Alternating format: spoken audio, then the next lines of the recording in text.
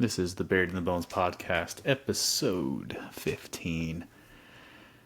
And we're still going. This thing is still going, chugging along. I said I would. Guys, this is episode 15, and we're going to talk about fitness as currency.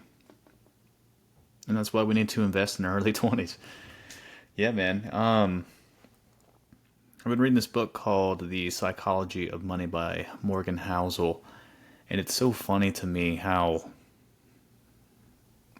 I wish I could find a way to make this epiphany more summarized and easy to understand, but it just seems like what is good decisions, all of these good decisions are all rooted into other aspects of your life, I guess is what I'm going to say.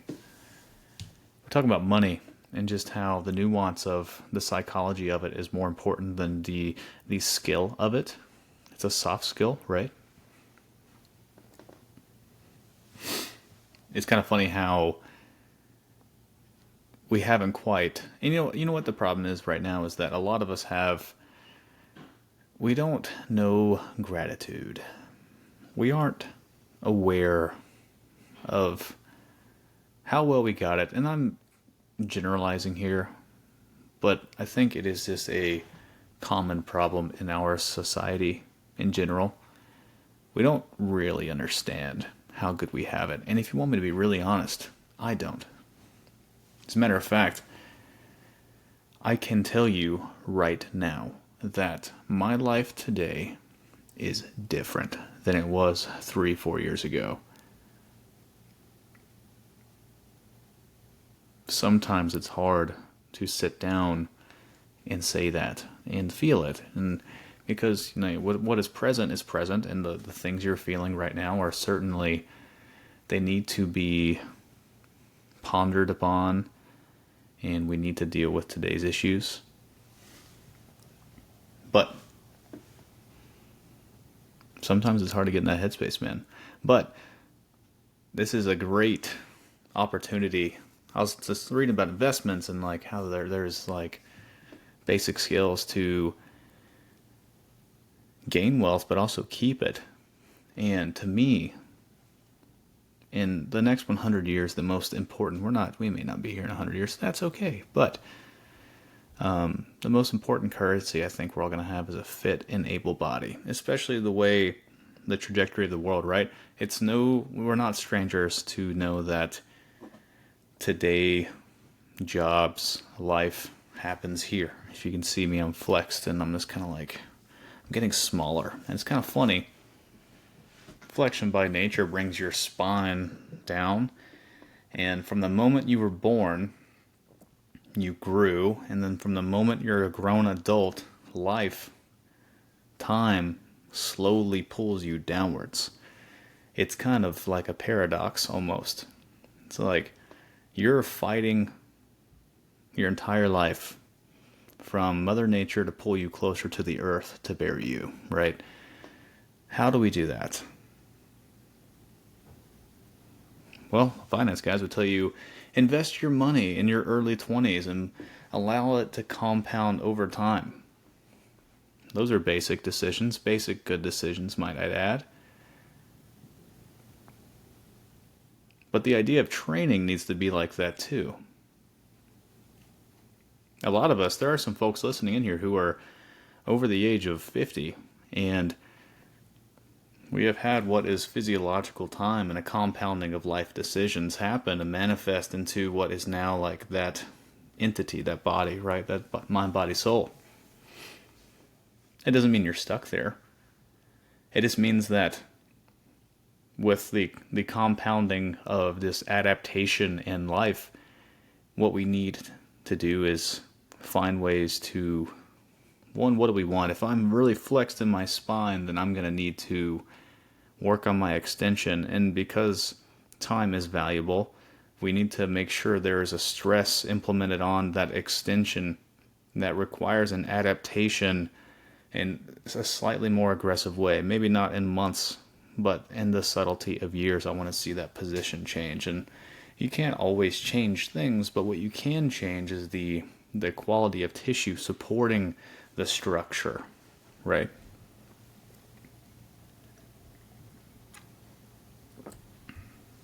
Coffee's good. It always is. Always get you a cup of coffee on Sunday afternoon, my friends. But the problem today with 20-year-olds in particular, really, I'd say 20 to 35 years old, we have this godlike factor where nothing touches you and I, and it doesn't matter what we do right now, I can always catch up. The problem is, that's going to be 2-3 years, great, and then another 2-3 years, and then we're 30. Let's say I'm 20 years old, I make a bunch of shitty decisions for every weekend. I drink like a mug, hang around the wrong people. I would have spent that 15 years or so not really gaining skill in any manner, and also like my able body is not efficient. That's probably a good word. The problem is that I do think like fitness is maybe the form of wealth just as time is, and the problem is that people don't understand is fitness can buy you more time. In addition to that, fitness, the more fit you are, you can spend your time more wisely and better. I said this on the podcast with Rich Mulder. If you've not checked that out, he's a pretty badass guy. You should go listen to it. Episode 10, I believe. But when you are able-bodied, relative to maybe where you were or who you are now in relation to another, you get to experience things differently. A snowboarding trip is much more fun when I'm a bit more in shape. Hiking is much more fun when I'm a bit more in shape. Swimming is a bit more fun when I'm a bit more in shape. Biking, all of these things that get you out into the world, socializing. It's hard to explain. When I was fairly unhealthy, we'll say as like an early college kid, when I would go out and socialize, the fatigue I felt and the irritation I felt when I would hang with friends was pretty high. And it's kind of, I used to be super against like drinking, you know. Part of that is just my own poor relationship with it. Not that I was drinking a lot, I actually hated it, and I had a very negative outlook on people who drank, and that was something I had to navigate. Now, because I understand myself a little bit better, I'm aware of how I want to feel, and you know where my body's at in certain moments, what I need, what maybe I don't need. It allows like for socializing to be much better. I get to enjoy a good beer when I'm talking with friends. I don't feel as bad. I'm eating foods that allow me to continue the conversation and not solely focus on my hurting tummy, you know? We've got to find a way to help folks who are in their 20s and 30s, early 30s, to actually invest in who they're going to be later. Just as I'm investing for a family that I want to be financially healthy and well off in my mid-30s, I also need to invest in myself so that way, I think I just heard Leo right there. I need to invest in myself so that way when I am on my next chapter, for instance, let's say I have a child, that I can spend my time with that child better, playing in the yard with that child, giving that child a better experiencing, or a better experience. A lot of good things happen when you feel well off. I was talking to someone about this the other day. If we do not strength train, let's say we don't train rotation, this is as simple as driving a car. So if you're driving a car and you're looking over your blind spot, if you don't train rotation, well then you're not giving the body a reason to have rotation, right? So now we're moving our chest and our neck together, right? And we have very limited range of motion. As something as simple as that, that goes away the moment you stop using it. And it's because our bodies always find reason to conserve. Why would I continue to use that rotation mentally? Why would I put my brain there when I need it to fundamentally be more efficient and effective, focusing on my flexion or my my carpal tunnel I'm developing? I don't know, but the classic term, use it or lose it, it's very true.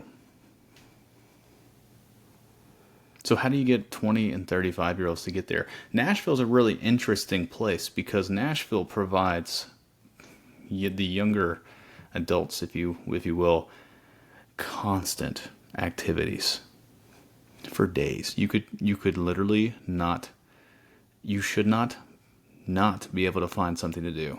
There's this too much going on. There's too much nightlife going on. There's too many people out there to talk to. Yeah.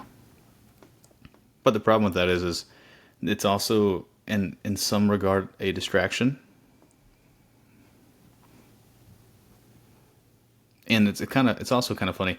There, at least maybe like there's a few different cultures out there. There is like a really fit bunch who you can't really argue against it. Is it the most practical form of fitness? It's pretty advanced. It's like you'll hear guys be like hybrid training, right? Or they're going to do like CrossFit events and High Rocks events. That's great. Whatever. That's like one percenters, right? Even if you compete in a High Rocks event, you can safely assume you're probably like part of the 1% group of people who are fit. Most people in their 20s and 30s like can't pedal a bike for 10 minutes at a extremely easy pace. It's just too hard. And we're only getting bigger, right? The obesity rate has been on a steady climb for the longest. We have more time than ever of sedentary inactivity. That's not healthy. And there was a study, I'll pull this up, I'm going to link it so that way you don't just think I'm making it up. But there's a study they were talking about like this guy named Shane Bloom. He's an Instagram influencer, very smart guy. But he was talking about the folks who like go to Italy or Europe. You hear it a lot, like, oh man, I went to Europe and I lost 15 pounds. There's something wrong with the food in America. Guys, also, little segue here. The seed oil thing and the red dye thing and the color dyes that seem to get you into a marketing plan out of fear mongering, and then they're like, you need to be doing this instead, or eliminate all this and buy this. It's like, hey, that's marketing. In this study, it's like, okay, red dye, I suppose, is legal and Europe has banned it, but we have 13 other dyes, for instance, that are banned when Europe still allows it. So you gotta either dig deeper if you want to know the truth, or like stop listening to certain things in this assuming that you know what you're talking about. That's a good life lesson right there. But yeah, man, people are like, oh, I went to Europe, I lost 15 pounds. You also walked 20,000 more steps a day than you ever did back at home. So was it the crepe you had in Italy or France, right? Or was it the fact your daily activity was significantly higher than what it used to be?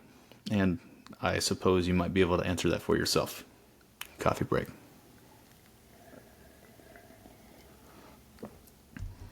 Here's why it's important that you invest in your fitness now. And if you didn't, then I'll give you some reasons why, or some examples of why it's not the end of the world.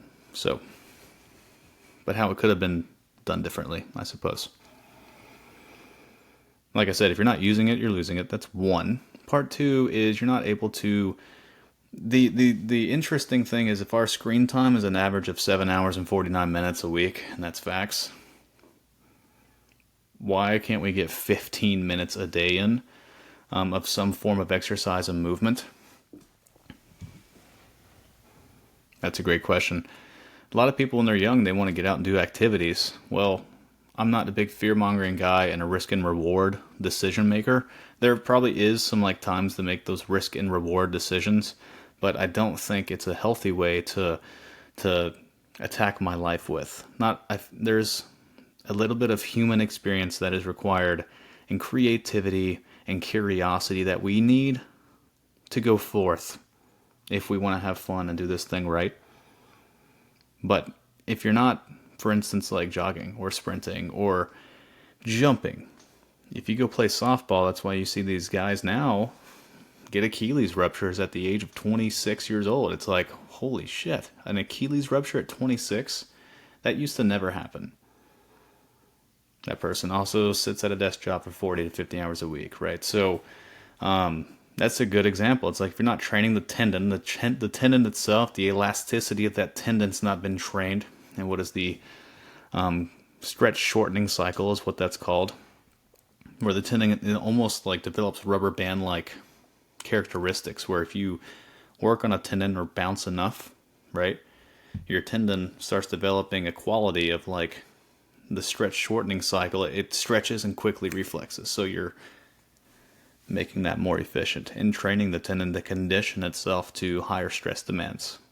So we need higher stress demands. Also, if we're not working joint patterns and multiple joints, if we're not using our joints in multiple ranges of motion and different patterns, the problem is that chronic disease is this little creeper that's just staring at you and ready to make its way in. Always when you least expect it. So, of course, like around that 30-year-old mark. People say it a lot. It's kind of interesting. It's like, wait till you're my age. It's like, is that a threat? Are you threatening me? Here's what I do know. I've seen a lot of people actually feel pretty shitty in their mid-30s. I've also seen some people either train very poorly to yield what is a healthy and very high-functioning body, past the age of 30, if you will. I've seen a lot of people get much, much, much healthier, perform way better, and move way better than they ever did in their 20s. So, wait until you're my age. Wait until you're my age is not something that I would worry about too much. It's all about finding a training routine that supports you, something that you can stick to. And what we all need is we need to make sure that we're training all the planes of motion. Good strength coach will do this. Make sure you're moving laterally. Make sure you're rotating in your spine and your hips and your shoulders. You want to make sure you're pressing things overhead and horizontally. You want to make sure you're pulling things down from overhead to your chest and then vice versa, horizontally. You want to make sure you're training your backside, your core. You want to make sure you're bending your knees a lot. I think the most important thing that people need in life is probably the ability to bend your knees. My God, going downstairs if you can't bend your knees is terrible. It's like you're just asking for your hips to be overused. You're just getting nothing but knee pain, because if you don't have what we'll call dorsiflexion in the ankle and that tibia can't translate forward, you're putting a lot of shear force on the kneecap and the patella. Often you'll have to start hinging more, which is often at the hip. And when that happens, you get very stiff. When you get very stiff, you start to compensate. And this is assuming, but that's why a lot of people get a lot of hip-related injuries and a lot of low back stiffness, because they're just overusing that entire junction of muscles. It's called your thoracolumbar junction. I don't remember how many muscles attached in that area, but freaking like 10 plus, and it's a lot of muscles there. So, and that's right at the lumbar spine. So the most irritating thing that I can think of as a professional is anytime someone's like, I have pain here in my low back, and someone automatically assumes, oh yes, it's this muscle. This is what we're going to do. It's like, hey, you don't know that. And also, you're associating low back pain with this extremely robust spinal column, right? That is built to withstand things. People put 600 to 1,000 pounds on their back, and you think that your spine is going to deteriorate from picking up a 5-pound plate. Think about that. Is our spine really that weak and fragile? The answer is absolutely no. But The muscles supporting it, let's say I am not well trained, the tissues and the small connective tissues with poor body mechanics and not loading your big major muscle groups, then we can get some overuse and small little nagging injuries in these small connective tissues, right? Because they compensate for what the bigger muscle groups should be doing. That was a little loaded. So yeah, 20-year-olds need to be strength training, man. Because if they're not, what they're really doing is they're not building a base for when we do get, we'll say, past the age of 35. Theoretically, like, testosterone naturally kind of goes down for men in particular. Hormone changes happen. I once read that your biggest, like, the biggest obvious changes in your age and development are at like 18 years old, 30 years old, and 60 or something like that. But it makes sense. Big hormonal changes, things happen, but it's not the end of the world. It's not like you can't grow muscle mass. It's like it goes down and things dwindle if there's not a stress demand and reasons to continue keeping on that muscle mass or making sure your hormones are balanced. You just got to work harder and be more diligent. The recipe has to get more precise. Yeah. For folks in their 20s and 30s, the thing is we're trying to avoid poor habitual action. And we're trying to build a body that is really strong and robust and stable enough to carry us on through the second half of our life.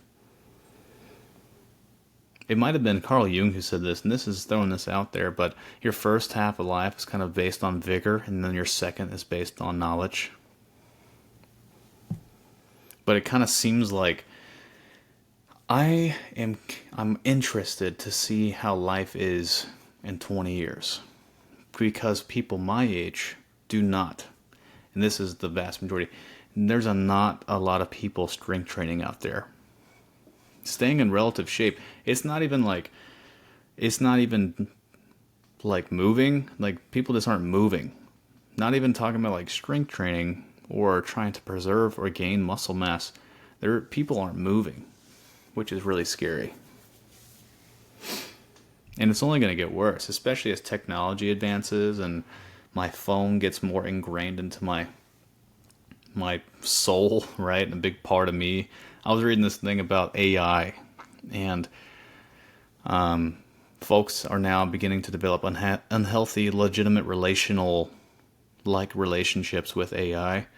People are like having conversations with it and asking for support, which is really funny and interesting because it's like, there's so many algorithms and inputs into that thing. It's just telling you, it's just crazy.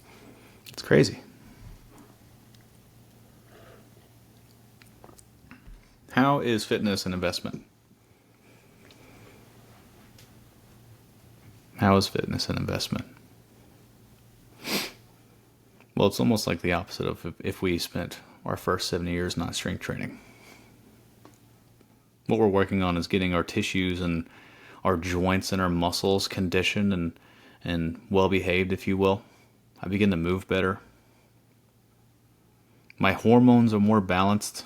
I have muscle mass that I can hold on to. It's almost like muscle is the currency a little bit. And without any investment at all, it kind of trickles away with inflation, you know? And so when you get to 35 years old, if you stop using it, at least you have a bigger base, you know? You have your 6 months worth of expenses before it goes down.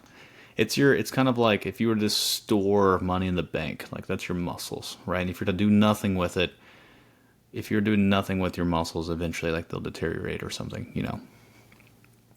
But what you're buying is health. And the problem is like 1 year's fine, maybe. 2 years, and then like when we get to 3 years, now we're having some like big change in your physiology, and like your physiology is no longer the same. You know, metabolically, you're a different person. Your body functions differently. Your organs go through a completely different transformation. They're maybe more inefficient, one's working a little bit harder. You know, you're not well oiled, if you will. And like, how often does that happen? Like vehicles, where maybe you haven't tuned things and you haven't kept up every 5,000 miles on your oil change. So when like maybe your spark plugs go out, or I don't know, you have like a gasket blow, or this thing start going haywire because the maintenance hasn't been there. Exercise in general is just like daily maintenance. And especially in your early 20s and 30s, it's kind of like a status symbol, if you will. And it only becomes more of a status symbol as you get a little bit healthier, because then you start to stand out a little bit, and that's just visually.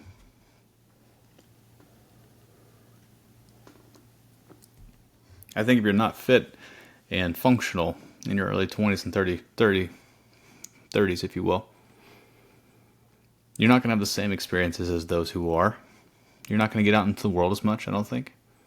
I don't think you can literally do some of the things that I think are really incredible and fun.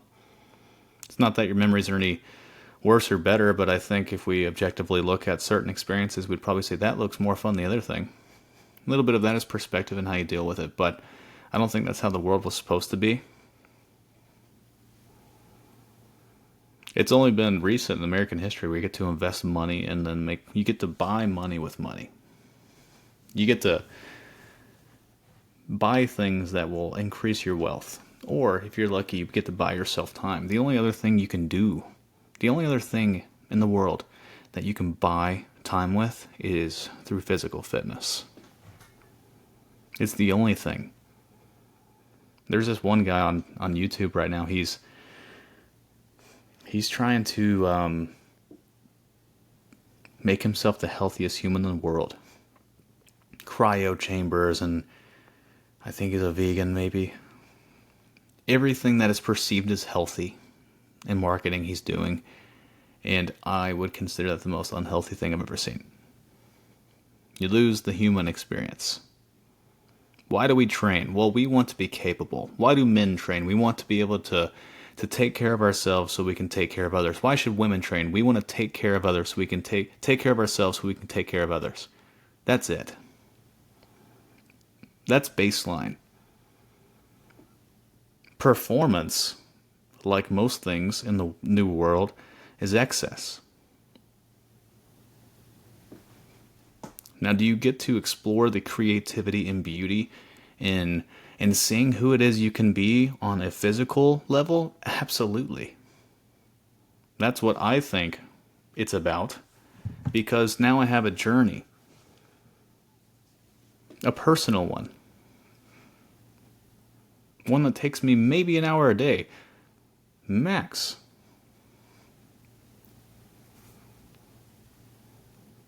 People don't do it. Especially people in their 20s. And I bet there's more people right now. I bet there are more folks over the age of 40 years old. Maybe even higher. Let's say 50. I'm not going to put a lot of money on it. But speculating, I see more people over the age of 50 strength training than I do in their 20s and 30s. And what's crazy is all of these folks say, I wish I did this earlier. I wish I did this sooner. But right now it's alcohol, it's marketing, it's the clothes. It's weird. You don't have to be a vain asshole and a jerk to strength train. You just want to make sure your joints and your tendons and ligaments and your muscles and your heart and your lungs are healthy. That makes your day-to-day life better. That makes your compounding decisions better every single day, and that helps you get further along in life. In that book by Morgan Housel, he talks about happiness. This is what in my soul I've always believed to be true, and it makes sense. But what is the number one thing? He interviewed 50 or thousands of 50 plus year olds and asked them, what is happiness about? What does that mean to you? How has money played its role? What do you think the number one thing is overall that made everyone the most healthy? Answer it real quick. You have 5 seconds.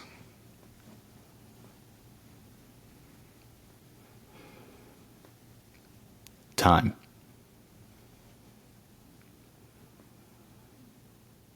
You can buy time a little bit with money. You can invest to create some financial stability and freedom. You can save enough money to give you 6 months of expenses per se, or maybe a year if you're lucky, and give you some time. Fitness is the only thing that can buy you more time and give you reasons and more experiences within your experience, or more things to do within the experiences you have. Right? You get to do your experiences longer. You're in more shape. Your perceived time is better. How you go about this world, it does seem like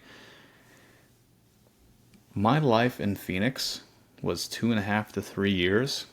I felt like I went through 10 years of living. The experiences, going into the desert, going up to northern Arizona, being in Sedona, going to Flagstaff like 6 or 7 times, getting into the Grand Canyon and like exploring it and pushing myself to levels I'd never have, going to jiu-jitsu, going to CrossFit, training my ass off, going into strongman stuff, doing the Highland Games, freaking driving down to Tucson and seeing my now wife. Fucking awesome. I couldn't have done it if I was as unhealthy as I was in my early 20s. Like in college. There's no way. It kind of speaks to the person as well. It's like, the more you do fitness-wise, it seems like the more you're able to do in your day-to-day. It gives you energy, right? Your serotonin and your endorphins and some of these excretions that you're getting hormonally, and your actual body's conditioned, and your muscles are getting the fuel they need. I feel extremely tired when I don't do shit. Ryan Holiday talks about it with his daily stoic practices, but work nourishes the soul. Good work. Do good. Do your best. When you're doing nothing, and you don't have an exercise routine, and you don't have purposeful work, damn. How about that?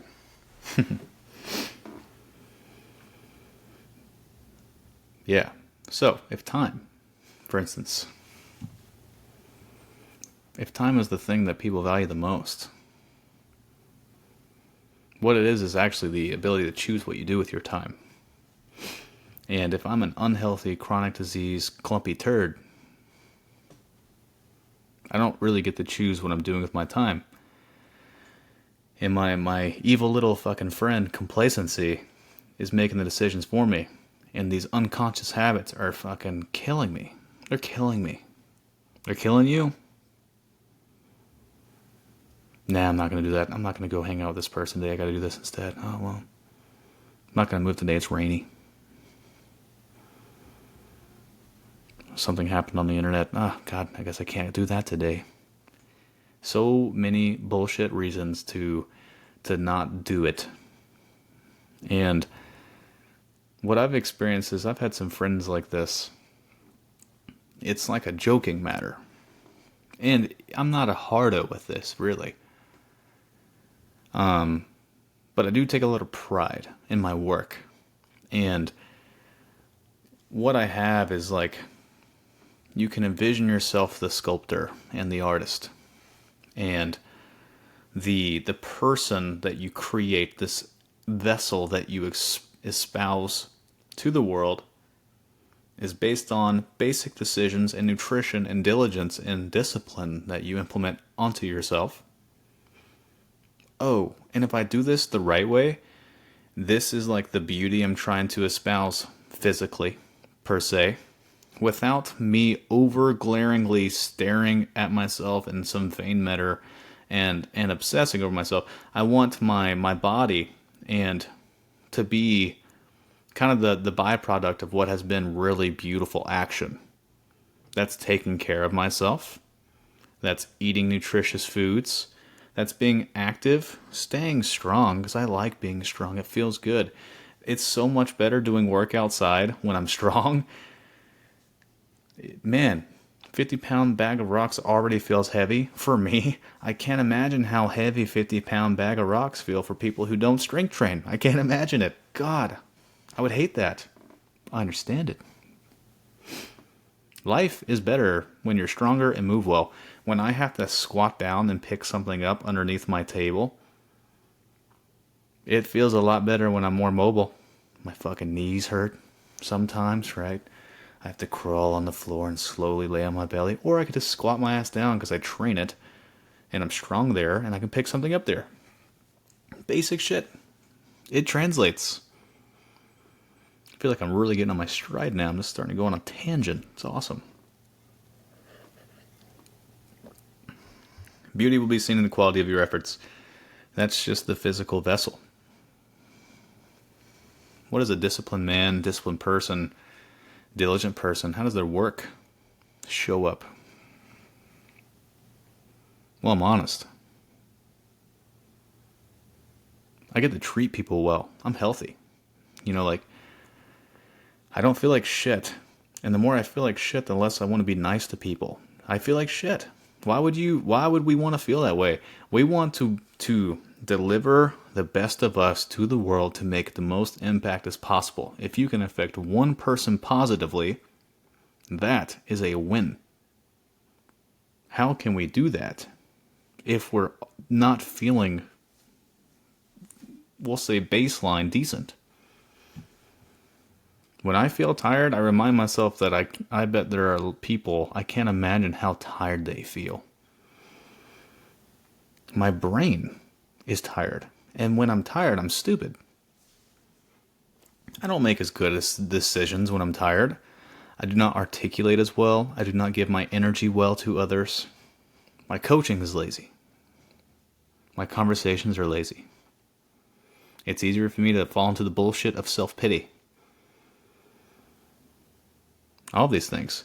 There's one, why would 20 and 35-year-olds train? Basic discipline is a skill. How do you do things when you're not motivated? I hate strength training most of the time.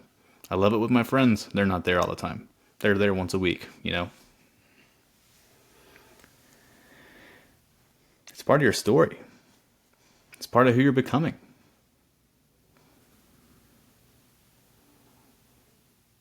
Most of our lives are spent with ourselves.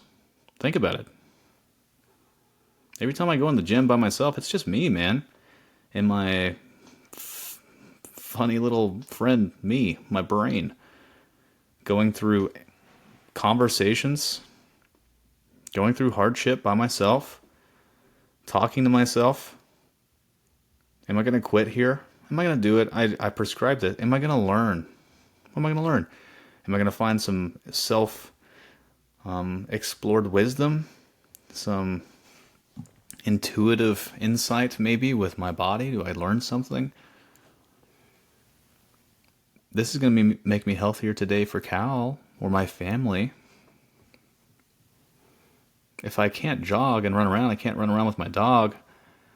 That would suck for him because he wouldn't have a lot of fun. How do my basic decisions benefit others?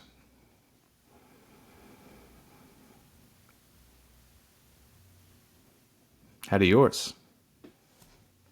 Or lack thereof?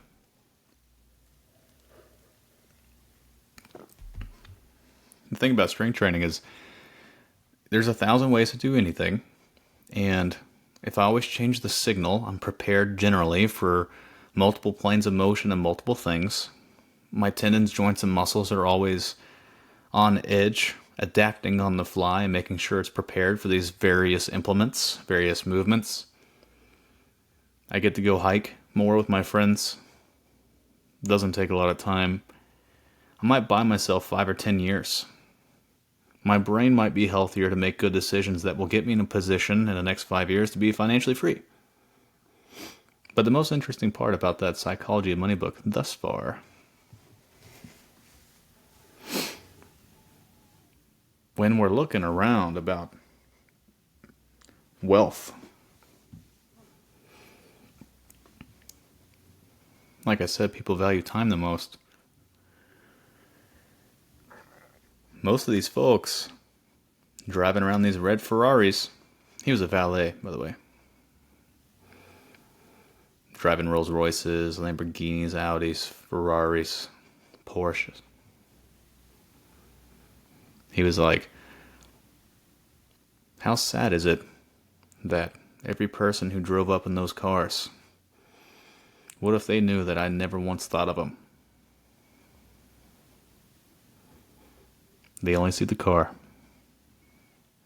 Most people see the things that you have, and more so, less than seeing you, they envision themselves with that thing and their perceived wealth and recognition with that thing, and less about the value of you as a person. Which tells me that's not a great investment.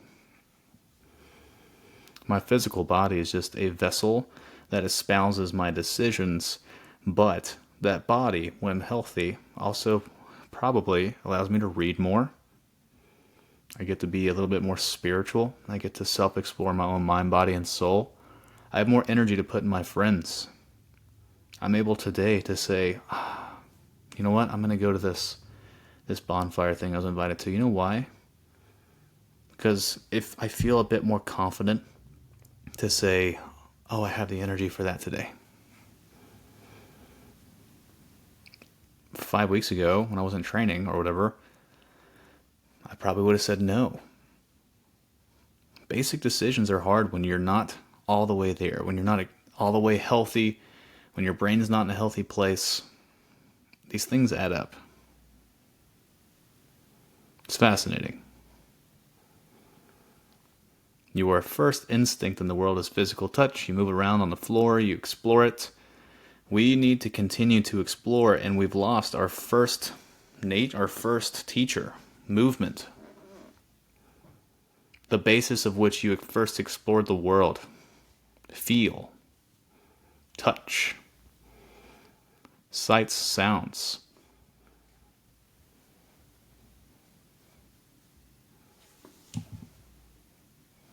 You're sitting down. And 20 and 35-year-olds today, they're really me, everyone else. We're kind of born into what is the most sedentary world ever created thus far. I'm going to be curious to see on how that translates. We have less time to ourselves than ever. That's exactly what Housel was saying. Is that people who have made it successfully in life, time was their biggest thing. The ability to choose what they do with their time. And in today, it's, he said that we have less of a decision to choose what we do with our time today. I don't think that's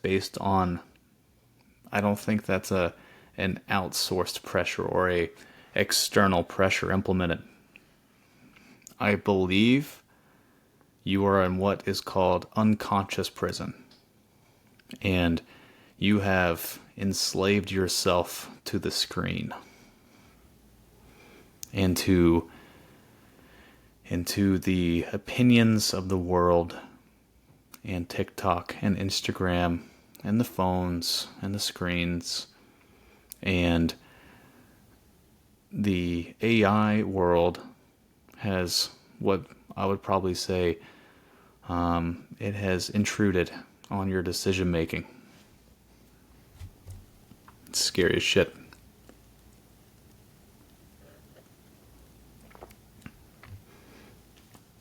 How many people today justify playing video games to hang out with their friends? This is interesting because I've been there and I've felt camaraderie there, and I used to game a lot. It's really interesting. It's really easy to go talk to the homies and play on the games, and there's a few ways of looking at it for sure, and I'd love to hear other people's, but are we really justifying that for quality time? See, is there really a justification for that? I'm curious on what you guys think. We we are so fucking smart, man. We are able to justify inaction often, and there's so many ways to do it to make it seem philosophically correct. But I feel like the basic idea is community doesn't happen online, really. At least the human experience of what it's meant to be. I don't think we were meant to be online.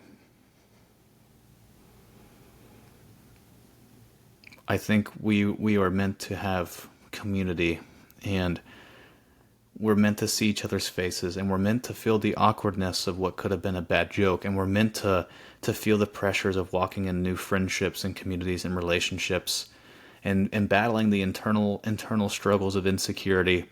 And we're meant to keep each other honest and accountable. And men are supposed to be in a group that, expect the men around them to take care of the fundamentals themselves, their finances, their spirit, and their family. I think that's important. I think people are supposed to keep themselves in shape, not just for themselves, but to fundamentally help other people. The crazy thing is, you don't have to be a fucking rock star in the gym. You just need to be in shape enough to espouse the best version of you. That's it. The best version of you might be a better writer if your heart, brain, and mind were a little bit healthier. If you weren't as fucking gray. If you didn't have the constant glucose overload from cookies that I'm about to have in 30 minutes, respectfully. But it matters. The best version of you cannot be the unhealthy version of you. And if we think about the science, then how can we argue that being in shape and strong and healthy and functional is not the right answer to a basic degree? Today, strength training. Why is it important? One, it's a new implemented tool in the art of fucking living. That's it. It is historically still kind of new, especially the modern science of strength training. The Greeks used it to get their friggin' youth to learn how to move, get their bodies in order, learn how to explore and build confidence, learn how to have conversations with not just themselves, but out of the respect of their elders and teachers. They trained.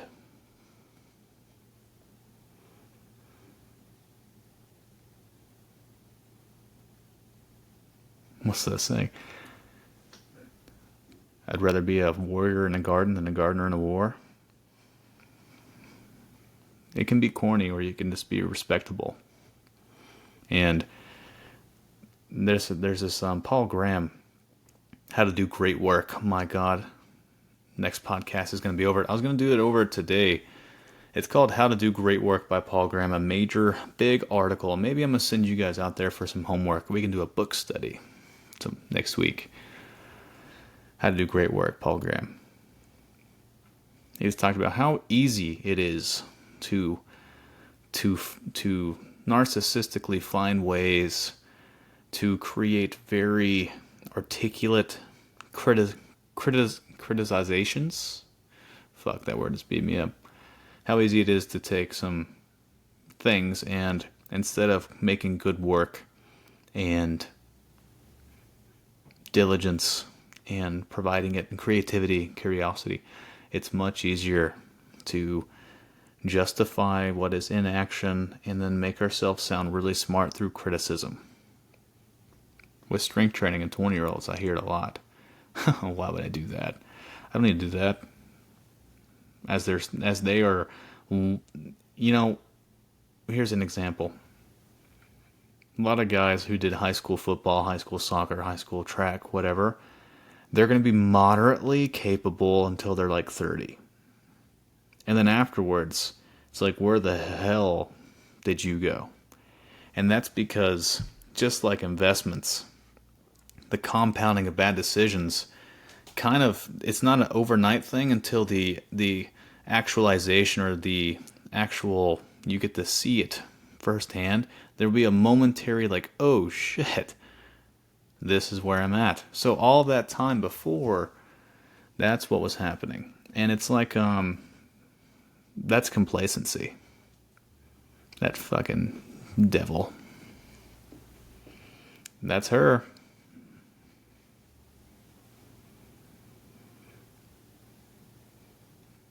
She'll always show up as your friend. It'll always be funny. It'll always be an easy decision. It'll always be the decision you want. And it'll always feed that narcissistic tendency that we have to do what we want to do.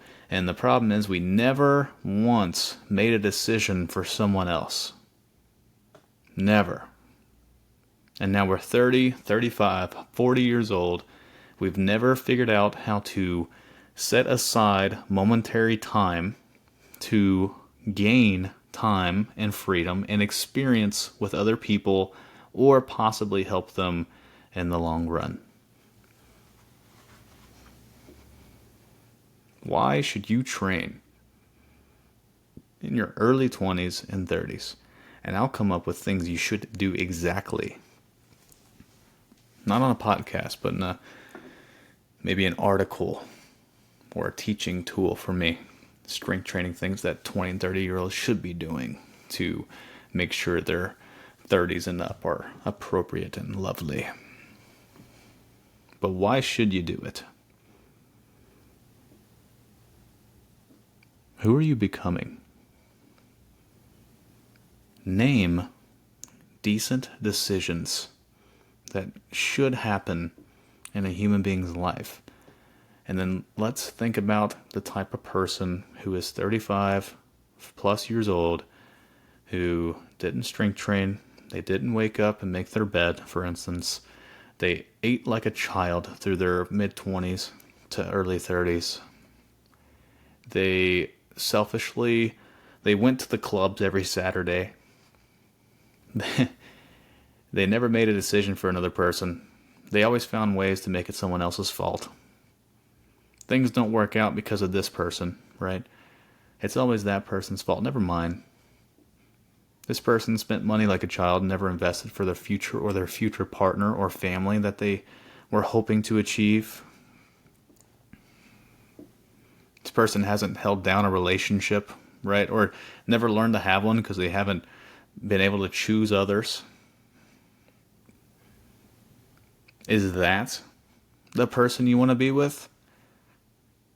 And then ask yourself, if you're listening and you're in your early 20s and 30s, is that the person I am now?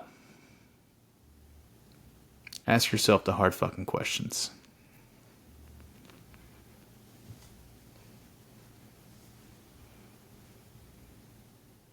And then answer them appropriately. Don't be a bitch.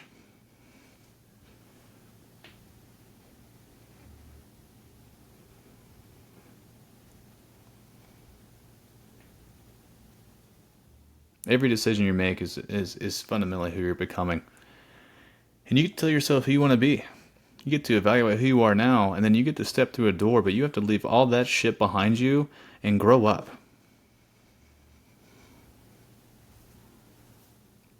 That's the decision I had to make this last year. I said it. Nothing has been more eye-opening in what is a decision-making momentary time in my life than when I was locking the door to what had been that weekend of getting married. And I'll say it again, this is the most beautiful moment, at least in my recent memory. I just remember having the key, I was closing the door, everyone walked outside, they're all packed up and ready to go. And I just envisioned all of the people who were on that balcony and all the people who told me and Cal they loved us and the amount of hugs I got. Guys, we didn't have walkout music. Or we did, she did. But we didn't have music playing. It was just fucking conversations all night long. People crying, people just hugging each other, friends becoming friends of others, people just mingling around and just celebrating and just joy and just people just... I love when people go into places not really knowing everyone, because this is how I felt with Cal when I first met her. It felt like, for the first time, the facade did not have to be worn. The cape or the cloak of bullshit did not have to be worn. I got to take it off because it just felt like I no longer had to, I got to be myself in what had felt like an imprisonment of my own mind and soul for my first 21 years of living, 22, 23, 24 years of living. It's impossible to explain what that feels like until you go into a place where the pressure's off and you have experienced a little bit of life, and because of like all these decisions you've made micro, you stay in shape, you read, you try to make the best decision, you try to put one foot forward and do good, and if you're wrong you get to admit it, and you just become a good fucking person. Those people got the mingle, man. And when I was closing that door, that is the first time ever I was like, nothing else matters except for the decisions I make from this point on. Who I was before is no longer. It just like manifested who I was at that moment, and then like that's square one. So every decision I've made after getting married is like this implementation of what I am now today. And this new person.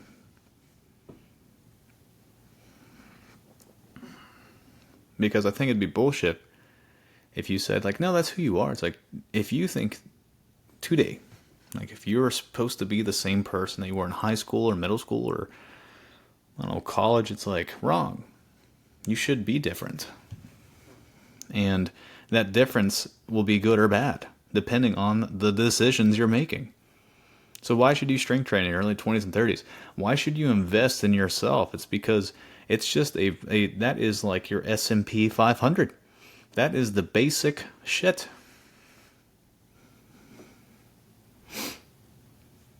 That's just one basic decision we can make that will make us healthier. It will make us stronger. It will make us more capable in our daily living. It will get us off of our ass. And it also puts you in the same room as yourself. And you get to explore your body. You get to become healthier. You get to train. And hopefully, like within sets and reps, you get to make micro wins and give ourselves some wins. Some people have never won in their lives, right? Some people have had it hard. What do you do? Well, it's like if I'm training somebody, I want them to win. I'm not going to start them at 100% maximum capacity. Leave room for winning. Getting off your ass today and getting on the couch, or getting off your ass, getting off of the couch, and then going into the gym, moving for 10 minutes, or getting on your floor. Just anything. When the time to perform comes, the time to prepare is gone. And I'd much, much, much rather be in a proactive state than a reactive state. And if I can prevent basic things from happening, and I can deal with what is in my control, that's probably a good step going forward.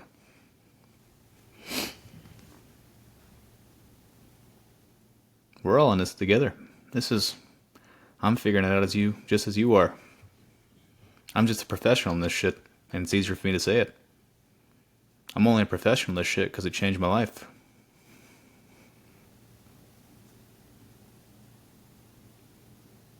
It's that simple. And it's that damn complicated.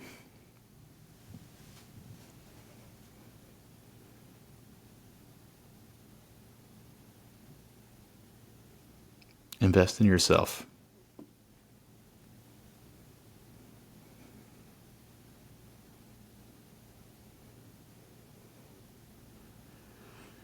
This was the Buried in the Bones podcast. This is episode 15.